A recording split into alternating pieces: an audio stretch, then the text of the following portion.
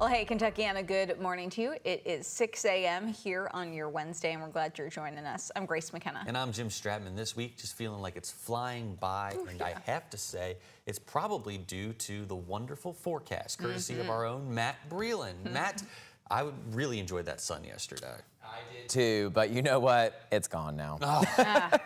I know. I hate to be the bearer of bad news, but the good news, we have sunshine for the weekend. What would you rather have? A sunny... We'll take a nice sunny weekend. We deserve one. All right, that's what I'm saying. We definitely deserve some sunshine for the weekend, but we do have a cloudy Wednesday ahead for us and some showers in the forecast for Thursday. But as I mentioned, things look good for the weekend. So as long as we can get through these days, we're in good shape. 54 right now in Louisville, and we have those winds continuing to bring in some cooler temperatures for us. All of us waking up in between the upper 40s and the mid 50s. Folks further off into southern Indiana, 48 in Bedford, 51 Jasper, 49 near Hodgenville. On satellite and radar, you'll notice that we're staying under mostly cloudy skies. This cloudy trend is going to be lasting throughout our Wednesday, and it's also going to carry over into our Thursday as well. So here's how things look closer towards Kentuckiana. Notice that we are staying dry. I'm not forecasting too many showers for our forecast later on into the day, but these cloudy skies are really going to be lingering around for most of our afternoon. Now, you'll notice those temperatures in the mid-70s. If you're a fan of temperatures in the mid-70s, then this is good for you, but you do have to trade it off for some of these cloudy skies that are going to be lingering around throughout most of our afternoon time. I'm going to give you the full details about what you can expect for the rain chances for tomorrow coming up here in just a few short minutes, but a quick check of traffic. This morning, things are still looking good. No matter which interstate you're on, things are moving nice and easy over there. I-65, I-64, I-71, all good this morning. If anything changes, we'll let you know. Jim, Grace? Matt, thank you. Right now, Metro Police are looking for a suspect after a boy was shot in the head in Valley Station. LMPD says it happened around 6 last night at the Woods of Glen Manor apartments on Bold Forbes Boulevard. The boy was taken to the hospital and is in critical condition. If you know anything that could help police, you're asked to call the anonymous tip line at 574 LMPD. License offense at Bowman Field. Another day of people lining up early to try to snag a spot for the rush to get their real ID. Federal enforcement officially begins today, and we know that people without appointments have been waiting for hours to be serviced at offices all across the Commonwealth.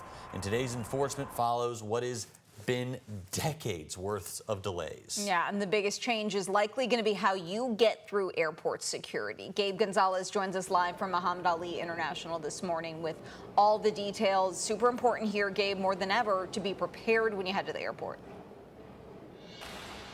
Hey, yeah, good morning, Jim and Grace. The easiest way to get through TSA, which is right behind me, is to have that real ID. You know you have that when you have the star in the top right of your card.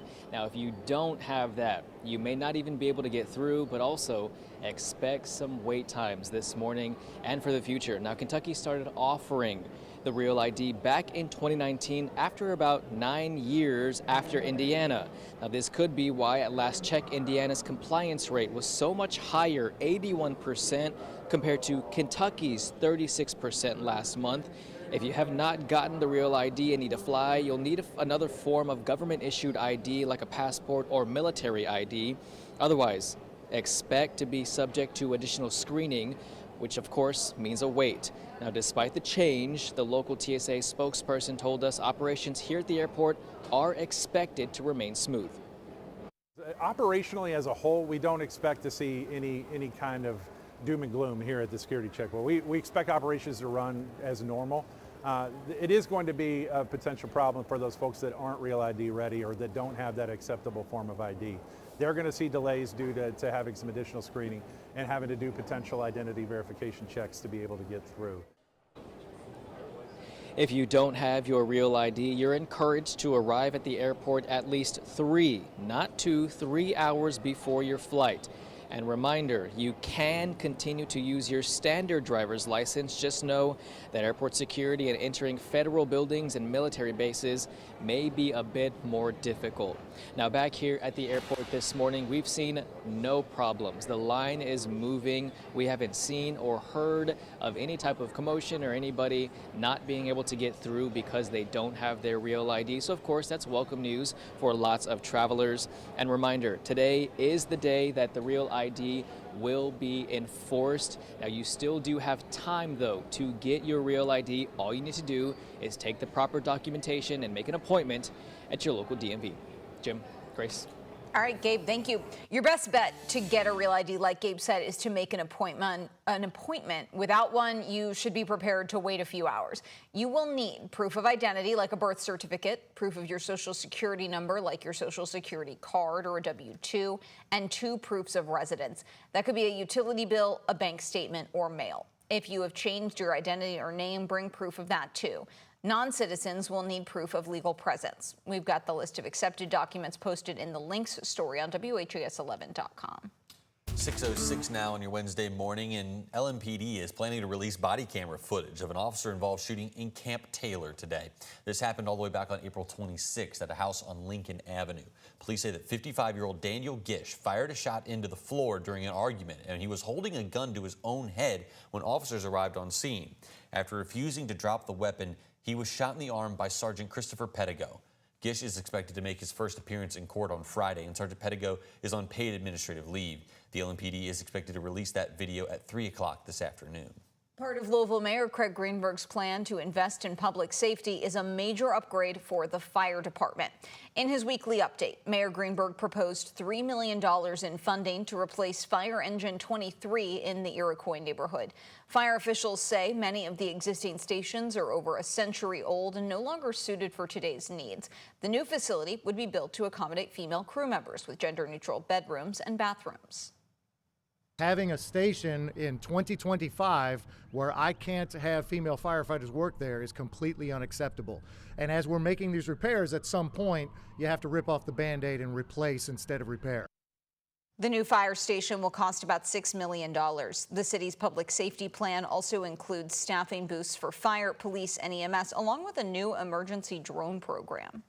Well, the search for the next Jefferson County Public Schools leader is down to 2 finalists. The district says the 2 candidates are Ben Schuldiner, who you see on your left there, and also Dr. Brian Yearwood, who you see on your right. Now, Schuldiner is the current superintendent of the Lansing School District in Michigan.